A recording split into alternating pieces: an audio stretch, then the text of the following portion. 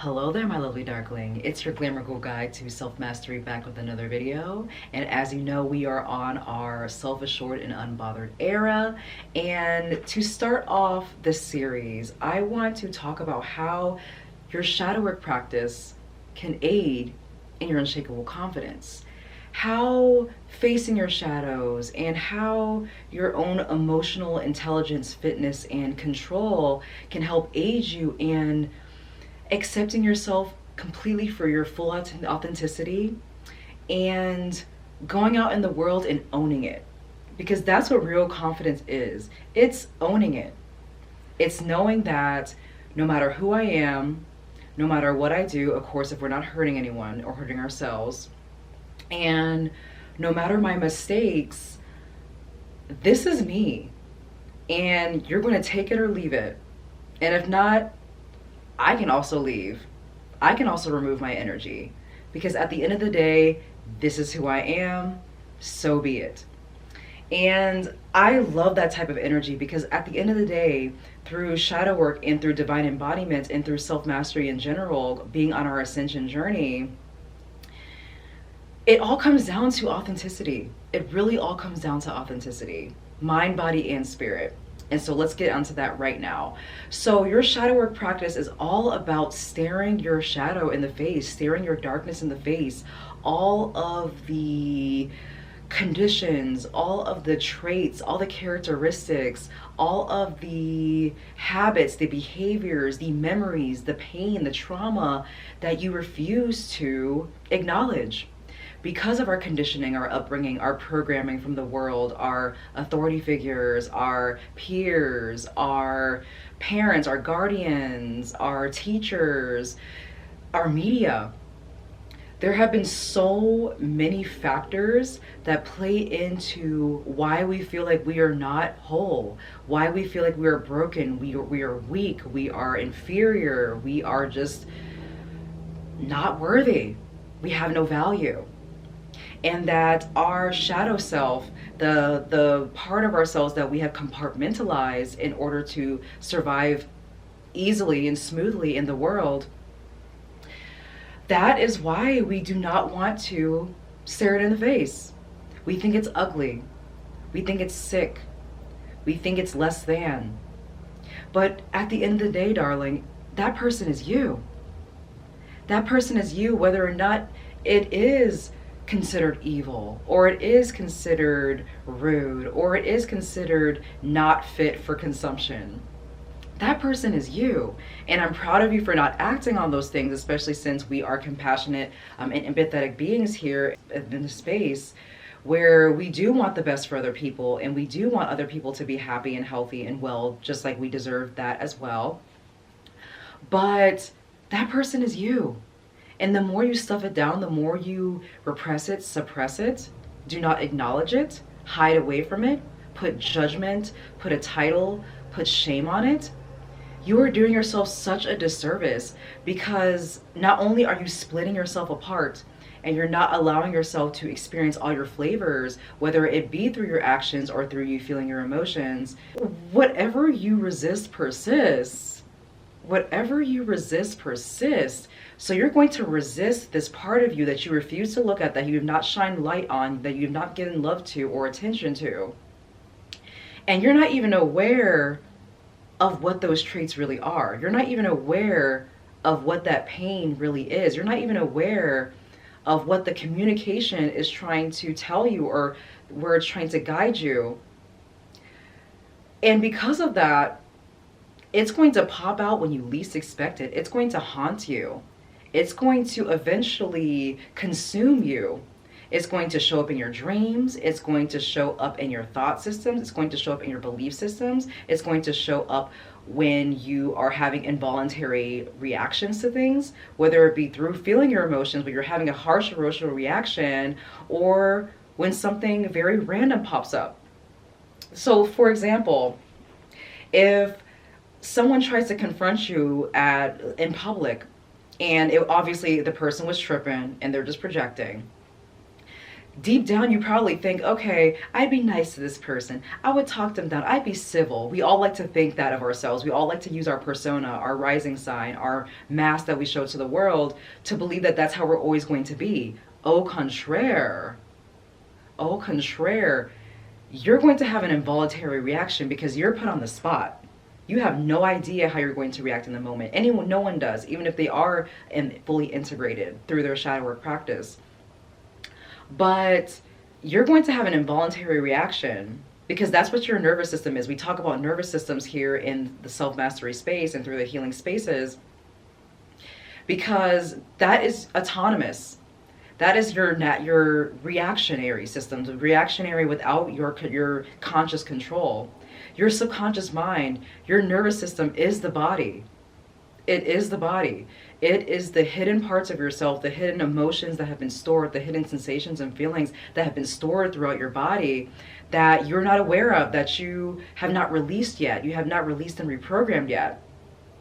Because you get to tell your body what to do. And that's why shadow work is so important. So back to my example, you're going to react possibly with whatever shadow self version of you, whatever traits from your shadow self is swimming in there, inhabiting it. You think you're going to be nice and be civil and talk to a person well, but your nervous system is in fight or flight right now, or fawn or freeze right now. You have no idea how you're going to react. And a lot of the time, we're probably going to lash out with anger because that anger has been stored deep within our being for so long, it needed to be released somehow. You're probably going to lash out with sadness. You're probably going to cry because you're freaked out because in your past, when someone has yelled at you or confronted you, all you could do is just bawl, either for that person to stop or because you couldn't control your emotions in whatever way. Whatever way your body or your subconscious mind or your nervous system wants to react in that way, that is how you're most likely going to react. Your involuntary responses. And that once again goes back to your past pain, your belief systems, your emotions that have been stored that need to be released, and just how you view yourself. Because we usually view ourselves through what people have told us. That's why having validation and outside approval and the qualifications that people give to us through their reactions towards us, especially growing up, it does tell us who we are. Okay, I will give you that. I will give you that. It is a great indicator for us to understand who we are at our core. But when you do your shadow work practice and you are staring your darkness, your shadows, your suppressed self, your repressed self, the shameful parts of yourself that you have fragmented from your being, when you do your shadow work practice and making the unconscious conscious, you don't need other people to tell you who you are. You know who you are. And you own it. That's where that unshakable confidence comes to. You are giving yourself the acceptance, the unconditional love, the care, the compassion, the empathy that you would like other people to give you. And in turn, you integrate yourself. You integrate that shadow self, the once again, the unsavory, the negative, the bad parts of yourself, basically just the hidden parts of yourself that you have shamed for so long. You're giving it a voice. You're shining light on it. You're giving it the attention, the care it deserves because it's been crying out for your attention for years and years. But we shove it down, we stuff it down because we're told that it's us just being emotional, being dramatic, that it's not important. Oh, I can do this later. Oh, I don't like how it feels. Oh, saving it for later. 10 years later, you're still perpetuating the same cycles in your life because your shadow self is dying for attention. Your inner child is dying for attention. The old belief systems, the old thought systems, the old sensations from your nervous system is dying for attention, for you to release it and reprogram it and empower yourself from there. Keep upgrading, keep ascending, because that is what we're supposed to be doing as divine beings on this plane. So once again, your shadow work practice gives you all the tools necessary in order for you to have that unshakable confidence of a self-assured divine being. Goddess, priestess, queen, whatever you want to call yourself. Because we as self-aware ascended beings, We need to understand that shadow work practice is not just, okay, I'm writing in my journal. Okay, I'm doing my breath work. Okay, I have meditated. I checked myself here and there. That's great. What else? What else? It is not just a cutesy journaling sesh. It's not just a cutesy meditation right then and there for 10 minutes every 3 weeks. It is an ongoing, never-ending, lifelong, beautiful journey. Beautiful, bittersweet, just whatever it feels like. It is a lifelong journey. We're always supposed to expand from there. So what is next? And that always comes from being present. You get that unshakable confidence from being present with yourself. And your shadow work journey, you have no choice but to be present.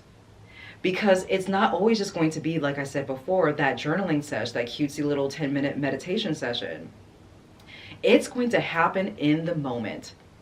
You're not going to be able to predict when you're feeling triggered or have an emotional reaction to something that's very, very harsh and very, very scary. It is always going to be a momentary situation. So you're going to have to be present, mindful, aware, and conscious enough within your being, within your body, from head to toe, when something arises in you.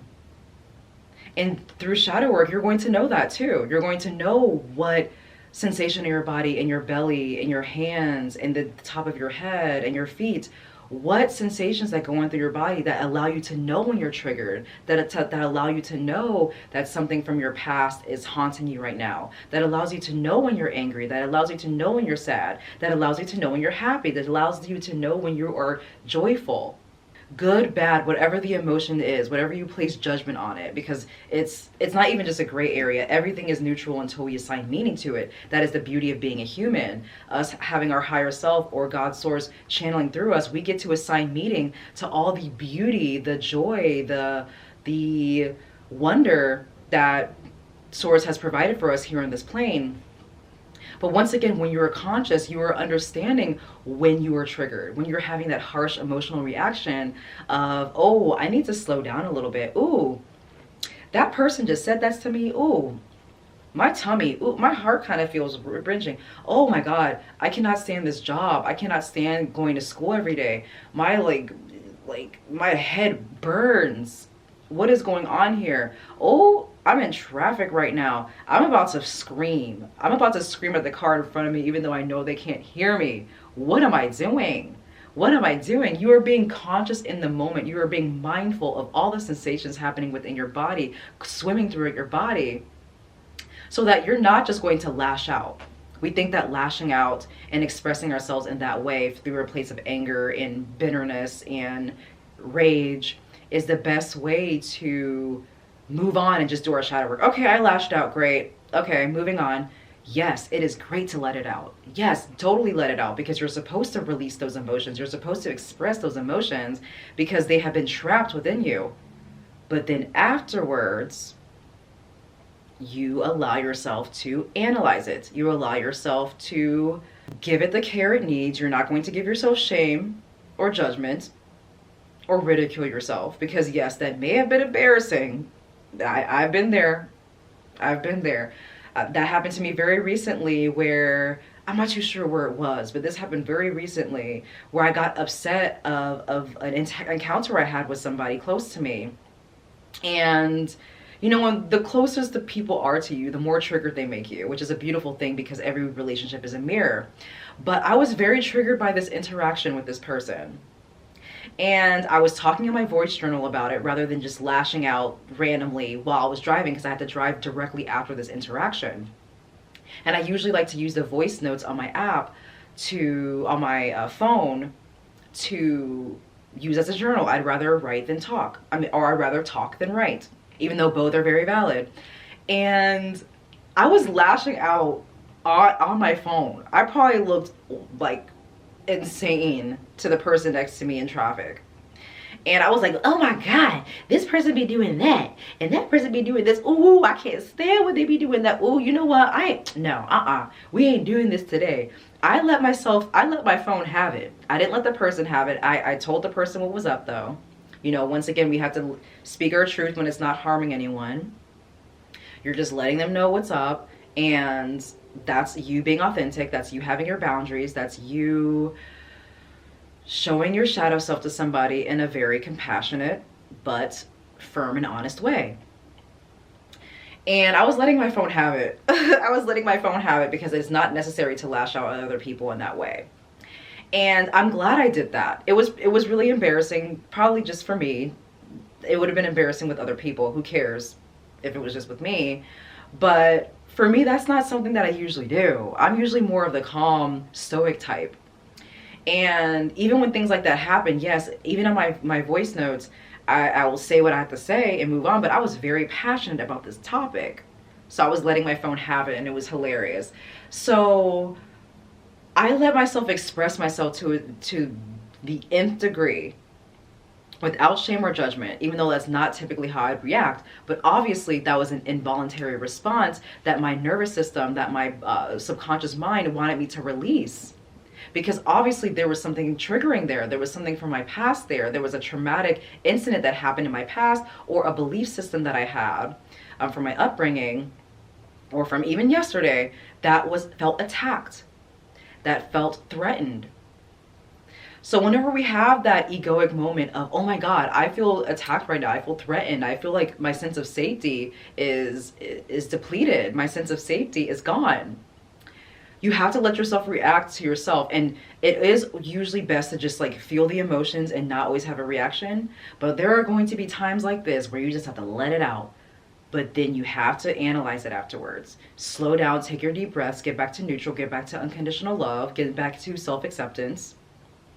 And be like, whoa, where'd that come from? That was weird. That was a weird moment. Where'd that come from? Why do I feel this way? You don't have to go all the way back to the time when you were 3. You can just release it and reprogram it. You acknowledge that that part of you exists. You give love to it. You accept yourself for it. And it is up to you, whatever you do in your shadow work process, to reprogram it with something more empowering, uplifting, and positive that aids you on your unshakable confidence, your self-assured and unbothered journey. So yes, once again, shadow work gives you all the tools necessary for that unshakable confidence of a self-assured and unbothered being, because it allows you to face your darkness head on, deep in the eyes, and say, you know what? I love you. Thank you for being there for me. Thank you for the parts of me that I needed in order to survive at the moment. But this does not align with me anymore. So I love you, thank you, goodbye. What else what other traits do I want to inhabit? What feels more like me? What would my higher self want me to be? How does it feel within my body? What traits would describe me without my conditioning, without my programming, without the parts of myself that I split off? Who am I? And once you integrate that, once you integrate those parts of yourself with your being, your persona, your rising sign, the mask that you show with the world, you are once again truly being yourself. You're truly being authentic. You're operating from your authentic core, and it's such a beautiful thing. And because of that, because you know that you have your back, because you know that Source has your back, because you know that no matter what, you want to be you, regardless of how other people see it, regardless of how it feels to other people, regardless of how it feels to the world, you have no choice but to have that unshakable confidence. Because once again, this is me, this is who I am, take it or leave it, because I love it, and that's all that matters. So now we've reached the end of the video. Thank you so much for watching. So tell me, my lovely darklings, how are you doing along your self-assured and unbothered journey? Are you somebody that uses your shadow work practice in order to have that unshakable confidence? I'd love to hear from you. And be sure to visit me at madamemystiquenoire.com so we can transmute together. Much love, and until next time, my lovely darkling. Bye-bye.